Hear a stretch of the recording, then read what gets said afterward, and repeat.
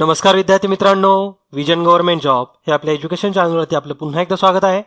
आज आपण daily क्विजचं 26वे session बघतोय आणि या सेशनमध्ये आपण महत्त्वाच्या असे चालू घडामोडी बघणार आहे.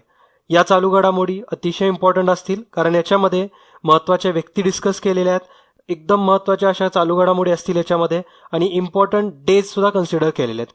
ओके, त्याच्यामुळे तुमच्या एक्झाम पॉईंट ऑफ व्ह्यू अतिशय महत्त्वाचं लेक्चर आहे. सगळेच्या सगळे क्वेश्चन्स व्यवस्थित बघा, त्याच्यातून छान नोट्स बनतील तुमच्या. तर पहिला प्रश्न आहे आपल्या लेक्चरमधला, अशोक मित्रन यांचे नुकतेच निधन झाले, ते कोणत्या क्षेत्राशी संबंधित होते? तर अशा प्रकारचा प्रश्न आपल्याला आयोग विचारतोच. एखादा फेमस पर्सनॅलिटी असेल आणि त्यांचं निधन झालं असेल तर त्यांच्याशी संबंधित त्यांची फील्ड कोणती होती, किंवा त्यांनी कुठली पुस्तकं लिहिलीत, किंवा त्यांनी कुठलं त्यांना अवॉर्ड भेटला, असा प्रश्न विचारतात. ओके, तर अशोक मित्रन हे एक प्रसिद्ध असे साहित्यिक होते, एक तमिळ साहित्यिक होते ते, आणि त्यांनी तमिळमध्ये बरेचशा अशा लघुकथा लिहिलेल्या आहेत आणि त्यांना एक साहित्य अकादमी पुरस्कार सुद्धा भेटला होता. 1996ला त्यांना साहित्य अकादमी पुरस्कार भेटलेला आहे. आणि त्यांची एक जी फेमस जी तमिळमधली जी एक लघुकथा होती ती म्हणजे एपविन. तर एपविन ही त्यांची एक फेमस अशी लघुकथा होती, हे पण तुम्ही लक्षात ठेवा. आणि अशोक मित्रन हे साहित्य या फील्डशी संबंधित होते. प्रश्न दुसरा आता बघूया आपण. युनेस्कोच्या जागतिक वारसा यादीमध्ये 5 शहरांचा किंवा 5 शहरे समाविष्ट करण्याचा विचार चालू आहे किंवा चालू होता. या 5 शहरांमध्ये पुढीलपैकी कोणते नाही असं विचारलेलं आहे. तर युनेस्कोच्या जागतिक वारसा यादीमध्ये भारतातले 5 शहरं ॲड करण्याचा विचार सुरू होता. म्हणजेच ते आता डिसिजन पेंडिंगवरती आहे युनेस्कोकडे. तर ही 5 शहरे आपल्या भारतातली कुठली आहेत असं विचारले, किंवा 5 शहरांपैकी कुठलं नाही आहे इथं विचारले. तर 5 शहरं कुठली कुठलीच जर बघायचं झालं तर मुंबई आहे, त्याचबरोबर भुवनेश्वर सुद्धा आहे, अहमदाबाद सुद्धा आहे, त्यामध्ये आणखीन एक दिल्ली सुद्धा आहे आणि जयपूर. ही 5 सिटीज आहेत आपल्या देशामधल्या. रांची इथं नाही आहे, तर रांची हा पर्याय इथं चुकीचा दिलेला आहे. युनेस्कोच्या ऑलरेडी जागतिक वारसाची यादी आहे, त्याच्यामध्ये आपल्या देशातले बरेचसे शहर आहेत. एकूण 35 वेगवेगळी ठिकाणं आहेत आपल्या देशामधली. रिसेंटलीच 3 ॲड झाले आहेत. 3 कुठले कुठले ॲड झाले असं सुद्धा विचारतील.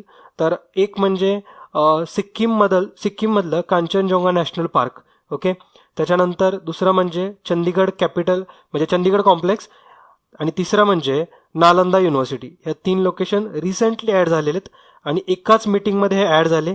एक जी मीटिंग झाली होती ती पोलंडमध्ये झाली होती आणि त्या मीटिंगमध्ये असे आपल्या देशातले एकूण 3 वेगवेगळी ठिकाणं हे एक साथ ॲड झाले. आणि अशा प्रकारे 3 ठिकाणं एकत्रितपणे ॲड झालेला जगातला भारत हा पहिलाच देश बनला होता. ओके, म्हणजे आत्तापर्यंत जगामध्ये एकही असा देश नव्हता की ज्याचे ॲट ए टाइम 3 स्थळं हे जागतिक वारसा यादीमध्ये सामील झालेत.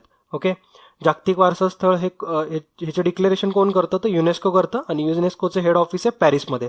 ह्याच्यामध्ये जर डिटेलमध्ये बघायचं झालं तर एकूण जागतिक वारसा स्थळांच्या एकूण 3 कॅटेगरी असतात वेगवेगळ्या. एक म्हणजे कल्चरल कॅटेगरी, म्हणजे कल्चरल म्हणजे तुमचं किती म्हणजे तुमचं कल्चर किती जुनं आहे आणि ते कसं जतन करता येईल याच्यासाठी त्याचं नाव कल्चरल लिस्टमध्ये टाकलं जातं. आपल्या कल्चरलमध्ये जर आपल्याला लास्टचे 3 जर आपण बघितले तर नालंदा युनिव्हर्सिटी हे कल्चरल या कॅटेगरीमध्ये मोडतं.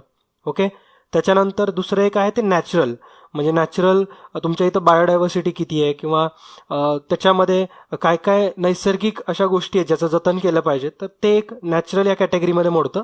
आणि तिसरी एक जी कॅटेगरी आहे ती म्हणजे मिक्स्ड कॅटेगरी.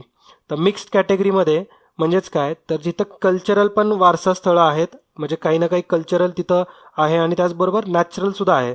जसं की सिक्कीममधलं जे कांचनजोंगा नॅशनल पार्क आहे हे भारतातलं पहिलं असं स्थळ आहे ज्याला आपण मिक्स्ड कॅटेगरीमध्ये टाकलेलं आहे. ओके, कारण सिक्कीममध्ये बऱ्याचशा बायोडायव्हर्सिटी सुद्धा आहे, नॅचरल बायोडायव्हर्सिटीज आहेत भरपूर तिथं.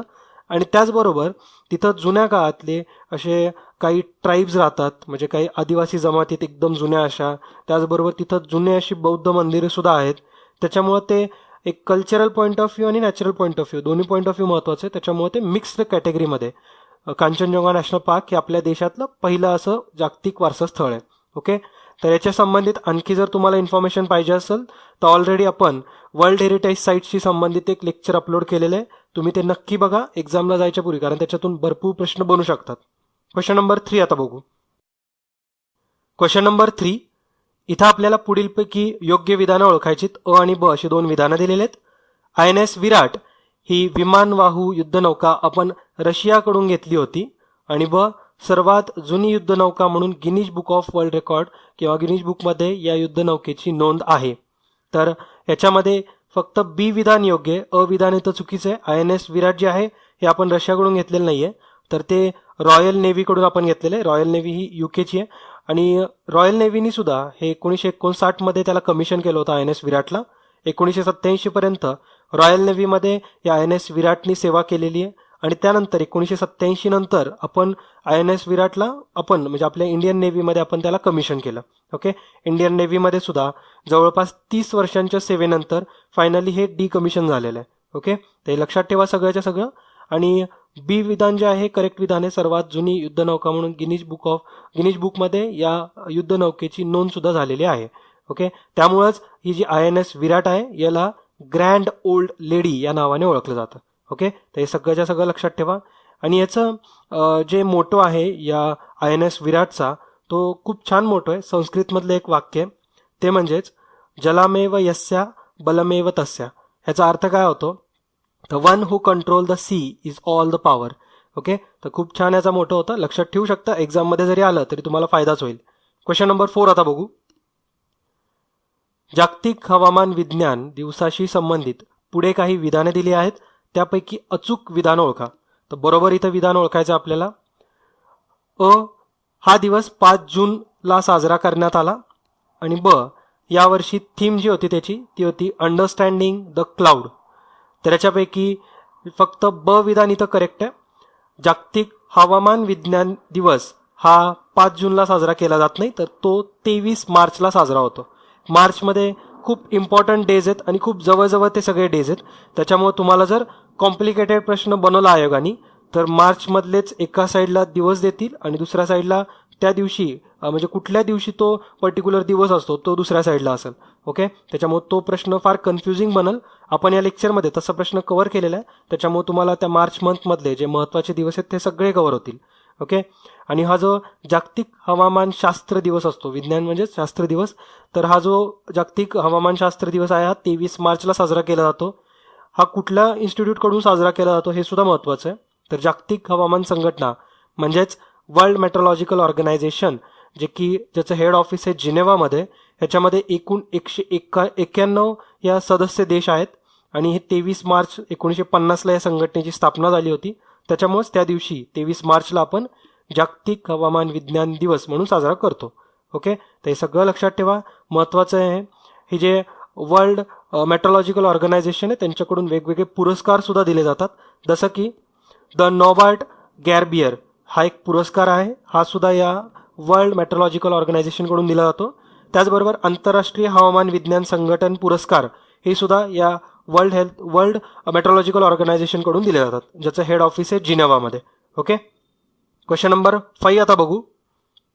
जागतिक जल दिनासंबंधित पुढीलपैकी अयोग्य विधान निवडा. आपल्याला अयोग्य विधान निवडायचे. अ आणि ब असे 2 विधानं दिलेले आहेत. हा दिवस 23 मार्चला साजरा केला जातो आणि या वर्षीची थीम होती बेटर वॉटर बेटर जॉब्स. तर हा जो दिवस आहे जागतिक जल दिन हा 23 मार्चला नाही तर 22 मार्चला साजरा करतात. हा जो एक दिवस आहे याची घोषणा संयुक्त राष्ट्रांनी केली होती, 1993 मध्ये केली होती युएननी. आणि ह्याची जी थीम होती या वर्षीची ती होती वेस्ट वॉटर. ओके, ही जी थीम दिली तुम्हाला बेटर वॉटर बेटर जॉब्स ही याच दिवसाची 22 मार्चचीच थीम होती, मात्र ती 2016ची होती. ओके, म्हणजे 2016ला जो जागतिक जल दिन साजरा केला होता तर त्याची ही थीम होती बेटर वॉटर बेटर जॉब्स. मात्र 2017मध्ये याची जी थीम होती ती होती वेस्ट वॉटर. ओके, ते सगळं लक्षात ठेवा. हे जे एक जल धोरण आहे आपल्या देशामध्ये सुद्धा एक जल धोरण लागू केलं जातं. तर ते भारताचं जे जल धोरण आहे हे 1987 मध्ये सुरू केलेलं आहे. म्हणजे 1987ला आपल्या देशाने एक राष्ट्रीय जल धोरण तयार केलं, ते आपण 2012 पर्यंत फॉलो केलेलं. म्हणजे भारतातलं जे पहिलं राष्ट्रीय जल धोरण होतं ते 1987 पासून ते 2012 पर्यंत होतं. ओके, तर हे सगळे पॉईंट व्यवस्थित लक्षात ठेवा, कुठलाही प्रश्न बनू शकतो याच्यावरती. क्वेश्चन नंबर 6 आता बघू. 2025 पर्यंत क्षयरोग निर्मूलन करण्यासाठी जागतिक आरोग्य संघटनेने एक उपक्रम सुरू केला आहे असं अ विधान दिलेलं आहे. आणि ब विधान दिलंय त्या उपक्रमाचे नाव call to end TB by 2030 असं सांगितलेलं आहे. ओके, तर याच्यामध्ये आपल्याला अयोग्य नसलेलं म्हणजेच आपल्याला चुकीचं विधान निवडायचंय, बरोबर विधान निवडायचंय. तर 2025 वरती आकडा दिलेला किंवा इयर दिलेला आहे आणि खाली त्याच्या नावामध्ये 2030 दिलेलं आहे. मग तुम्हाला 2025 बरोबर आहे की 30 बरोबर आहे ह्याच्यावरती सगळा क्वेश्चन डिपेंड आहे हा. तर हा जो म्हणजे क्षयरोग म्हणजे जो ट्युबरक्युलोसिस आहे, टीबी जो आहे, याचं निर्मूलन करण्यासाठी जागतिक आरोग्य संघटना म्हणजे वर्ल्ड हेल्थ ऑर्गनायझेशननी एक उपक्रम सुरू केलेला आहे आणि त्याची जी डेडलाईन आहे ही आहे 2030. तर 2030 पर्यंत आपल्याला टीबी जो आहे हा आपल्या साऊथ ईस्ट एशिया रिजनमधून काढून टाकायचा आहे, इलिमिनेट करायचा आहे. आणि याच्यासाठी वर्ल्ड हेल्थ ऑर्गनायझेशननी त्याचा एक उपक्रम राबवलेला आहे ज्याचा की थीम आहे किंवा त्याचं जे नाव आहे ते म्हणजे call to end TB by 2030. Okay, त्याच्यामुळे आपल्याला अयोग्य नसलेलं विधान ओळखायचंय.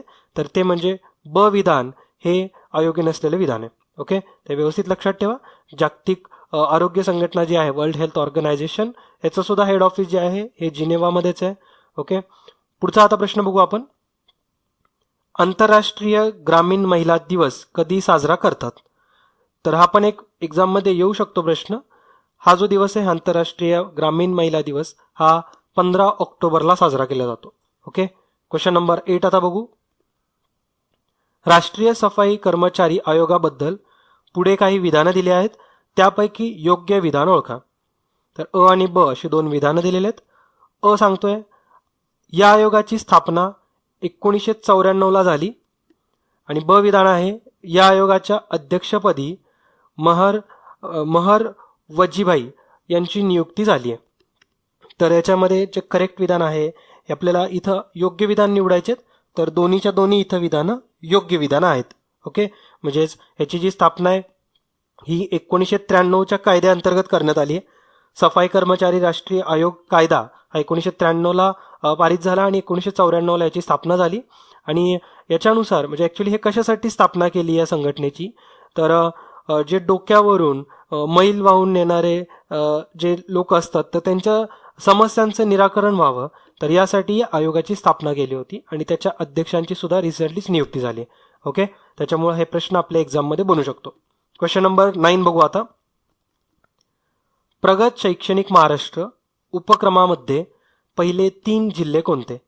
तर प्रगत शैक्षणिक महाराष्ट्र हे जो एक उपक्रम आहे याच्यामध्ये पहिले 3 जिल्हे कुठले ते विचारले. तर रत्नागिरी, त्यानंतर सिंधुदुर्ग आणि सातारा हे पहिले 3 जिल्हे आहेत. ओके, तर हे लक्षात ठेवा. प्रगत शैक्षणिक महाराष्ट्र याच्याबद्दल थोडंसं सर्च करा आणि थोडीशी माहिती पण असू द्या याच्याबद्दल.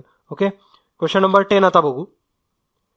21 मार्च हा दिवस खालीलपैकी कोणता दिवस म्हणून साजरा केला जातो? तर 21 मार्च याच्यामध्ये पर्याय इंटरेस्टिंग दिलेले आहेत.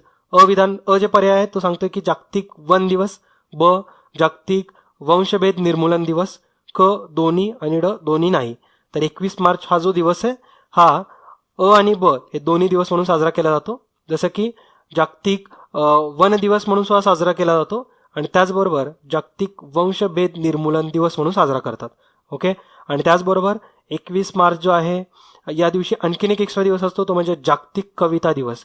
ओके, तर हे 3 दिवस आहेत एकूण 21 मार्चला सगळेच्या सगळे महत्वाचे आहेत. आपण या लेक्चरमध्ये 21 मार्च बद्दल बघितलेलं आहे, त्याचबरोबर 22 मार्च बद्दल सुद्धा बघितलं. 22 मार्चला कुठला दिवस असतो? तर 22 मार्चला आपण बघितलं की जागतिक जल दिन हा साजरा केला जातो 22 मार्चला, ज्याची की यावर्षीची थीम होती वेस्ट वॉटर. ओके, आणि त्याचबरोबर आपण 23 मार्च सुद्धा बघितलं की 23 मार्चला कुठला दिवस साजरा केला जातो?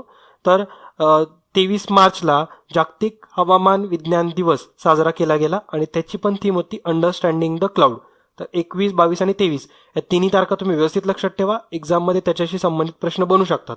ओके, तर अशा पद्धतीने आपण आजचं जे 26वं डेली क्विजचं सेशन होतं हे कंप्लीट केलेलं आहे. तुम्हाला नक्कीच ह्याच्यातून भरपूर माहिती भेटली असेल. एक्झाममध्ये कशाही प्रकारचा प्रश्न आला तरी तुम्ही सहज अटेम्प्ट कराल. ओके, तर भेटूया पुढच्या लेक्चर्समध्ये. तोपर्यंत जय हिंद, जय महाराष्ट्र. धन्यवाद.